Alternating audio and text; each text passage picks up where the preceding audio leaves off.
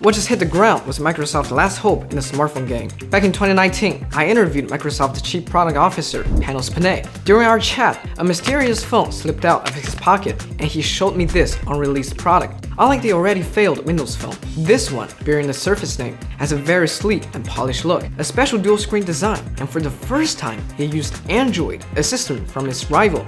It was a very ambitious product. Little did I know, the thing that fell wasn't just a phone, but a dream from Microsoft that was destined to fail. Hey guys, I'm Richard from HCX Studio. This video is a bit different than our usual DIY builds. It's a story of a failed product and the ambition behind it. 5 years later, let's revisit the story of Surface Duo.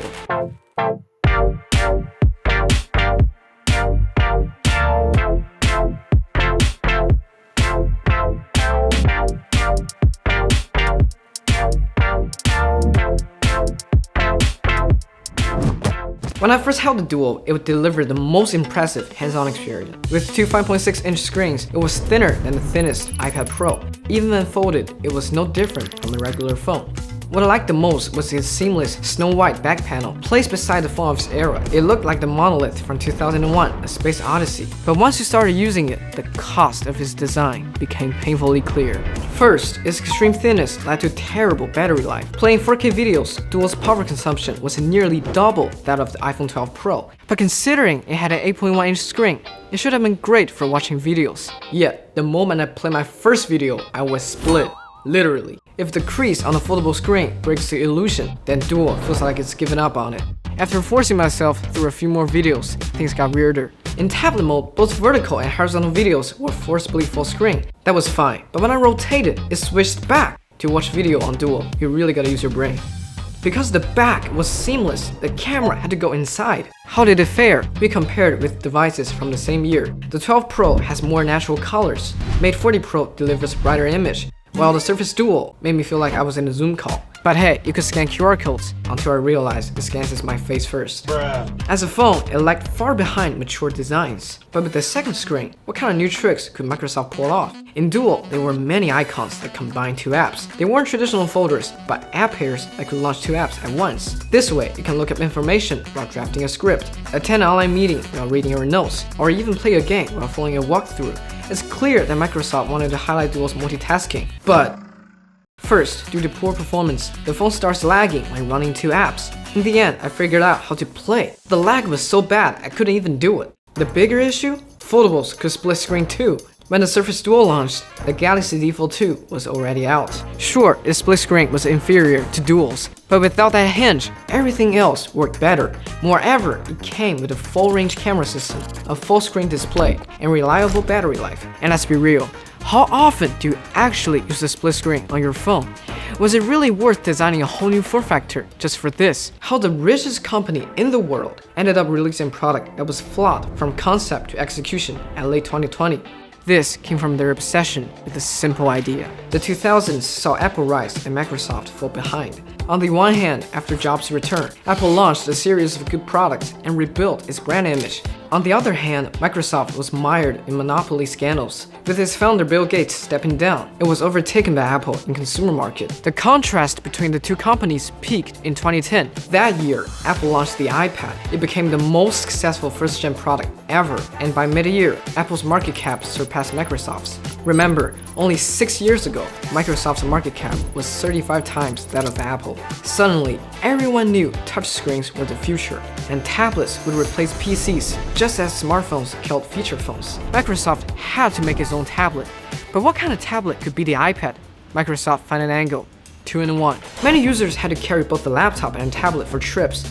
Consumers walking into stores feel confused, unsure whether to buy. So what if we made a product as portable as a tablet, yet with the power of a laptop? Wouldn't that be perfect? With this idea, the first-gen Surface was born. Holding in your hands is a tablet. Attached to the keyboard is a laptop.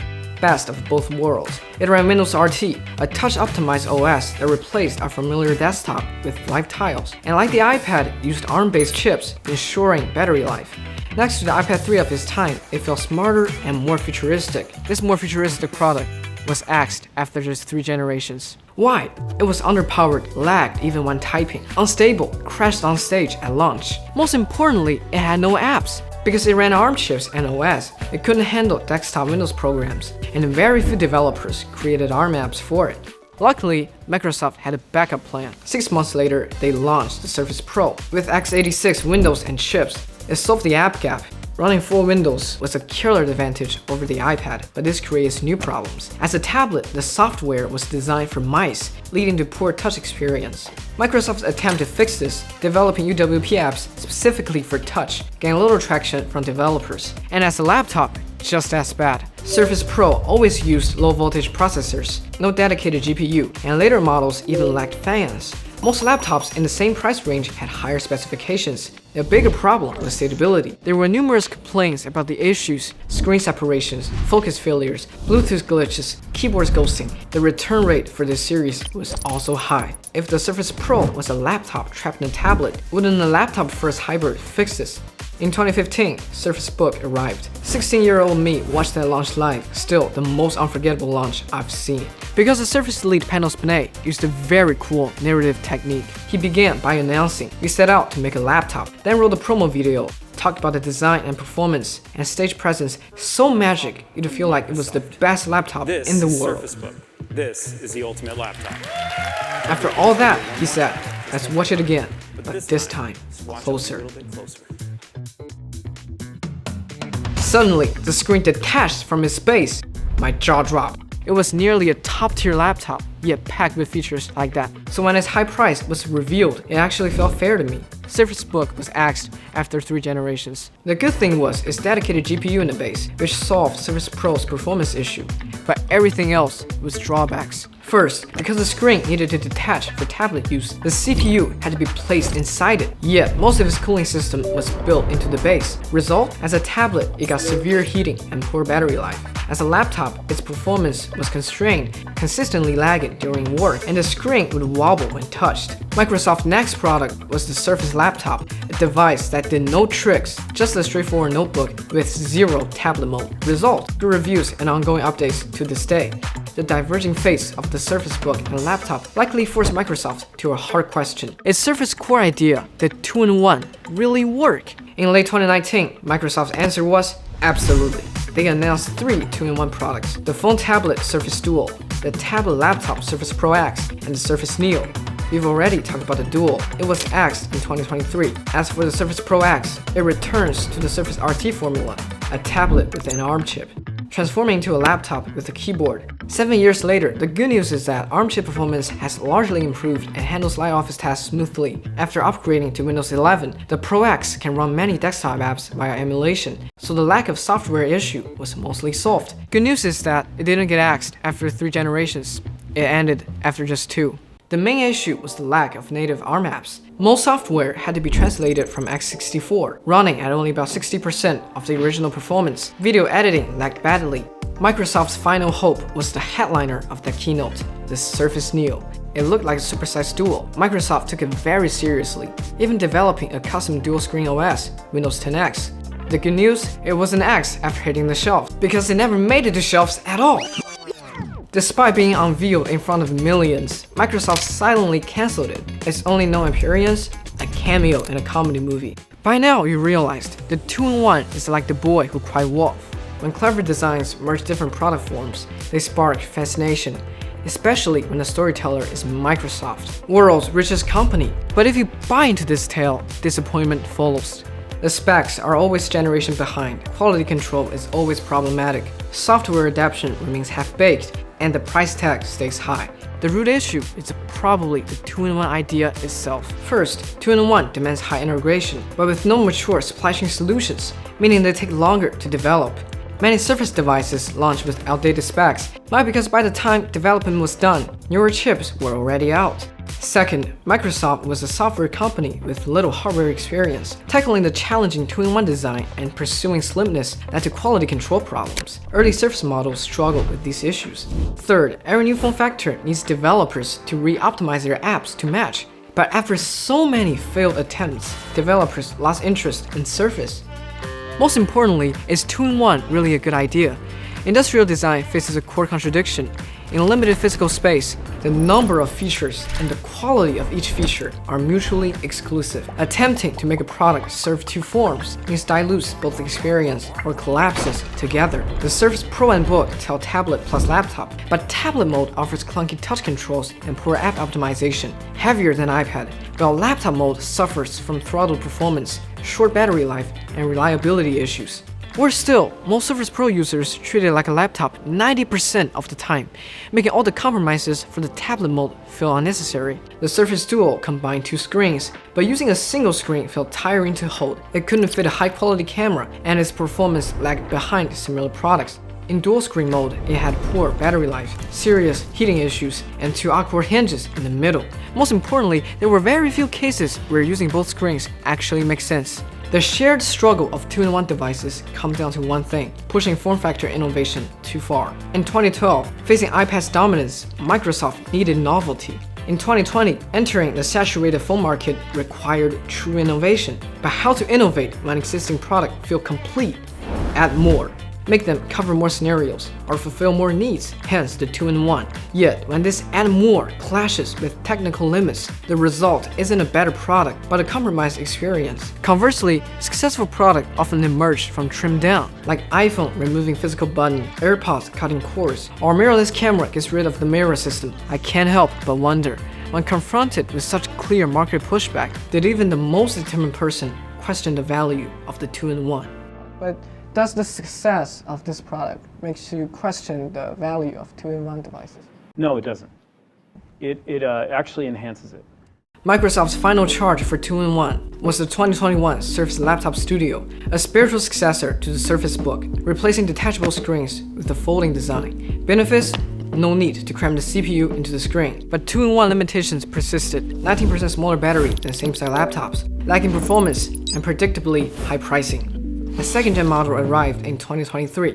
Latest news, it's been discontinued. As of fiscal 2024, Surface revenue has declined for 7 straight quarters. Panos Panay, the 19-year Microsoft veteran who birthed Surface, left in September 2023. From the Surface debut to Laptop Studio 2, 11 years has passed. Panos' jet black hair, now flecked with silver. Looking back, does he ever wonder if he gave the best years of his career to a wrong cause? As a tech reviewer, we usually pick trending products to cover. The Surface Duo doesn't fit that mold. The reason why I made this video is because Surface is a very, very special case. In all my years of following consumer tech, I've never seen a product line so obsessively experiment with a new form factor, and even after repeated failures, keep pushing forward with bolder, more expensive ideas for over a decade. When this 11-year-long two-in-one experiment finally came to an end, it didn't leave us with a better product, but a mirror. One that reflects the tension between the loss of technology and the desires of human nature. In our obsession with doing everything, have we lost our sense of what's just right? We often complain that tech products lack innovation. So why did Surface, aligned with bold innovations for every generation, still failed? What objective force truly decide the fate of a tech product or even an entire career? I believe that through the story of Surface, everyone will find their own answer. The second reason why I made this video is because of Panos Panay. They say never meet your heroes, but when I met him in my junior year of college, he matched my every expectation. He is someone who genuinely loves products. You can sense his heartfelt pride in the products through his tone, gestures, and interactions during launches. And nearly every event, he walks into the audience and hands over the new devices for people to experience, like a parent proudly showing off their kid. At the 2014 event, he turned the camera towards the rows of MacBook Airs in the audience, pulled out the Surface Pro 3, and walked down the stage, hoping they could feel this lighter, more advanced machine for themselves. At the 2022 event, he stood beneath the very building where Surface was born, spoke about its origin, its mission, and his gratitude to users. Then he walked into the venue and delivered his final launch at Microsoft. And one last question, what do you want to bring to the world through the Surface device? Ultimately, if one day I can look back and be able to say, we had an impact on people and it made their lives better. What a dream for me. I hope I can get to that place. After our interview 5 years ago, he pulled me aside to share the Duo's backstory. told me I was the first person in China to see the Duo. That night, I returned to my small apartment in Beijing and quietly promised myself that one day I'd make a video about the Surface Duo. I had no ideas it'd be 5 years later. I still remember how cold it was that winter. Steve Jobs once said, "The only problem with Microsoft is they just have no taste." Harsh, but not wrong. Back then, Microsoft was at its peak. Windows 95 had taken the world by storm. But behind the flashy financials were clunky interfaces, bloated features, and formulaic visuals. It wasn't until a decade later, when the Zune failed miserably against the iPod, that Microsoft began to realize the race for specs had already been replaced by a deeper battle. The Surface changed that. With its original magnesium kickstand, a hinge made of over 100 custom parts, and an Alcantara-covered keyboard, Surface repeatedly challenged Apple's aesthetic dominance. It gave Microsoft's hardware a unique sense of taste and identity. So much so that even Apple followed with similar ideas. Perhaps only Panos' brilliance, Microsoft's deep pocket, and the unwavering faith in 2-in-1 could turn such fantasies into reality. As technical barriers fade, future devices might draw from Surface legacies, much like the iPhone followed Newton's failure, or Ribbon Meta followed 10 years after Google Glass. The story doesn't have a happy ending. But what if Surface had never pursued 2-in-1? What if they just copied Apple and make a Windows version of the MacBook? Would it have succeeded? I don't know. All I know is, it's these wild, impractical ideas that made me fall in love with this industry. All I know is, when I look back at the 2010s, the golden age of hardware innovation, Surface's relentless pursuit of the 2-in-1 dream was the most vivid part. All I know is, as a content creator, I'm here to tell stories. And the most moving stories are rarely about those who win. They're about those who knew the odds and charged forward anyway.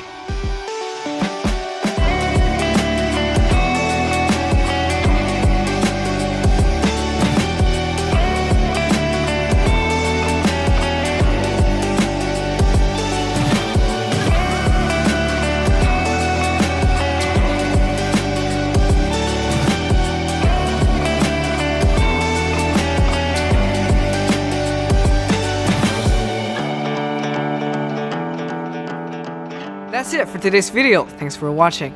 Most of you probably know me from the DIY gadgets we've made, and don't worry, those videos are still coming. But a fun fact, I actually started out reviewing consumer tech.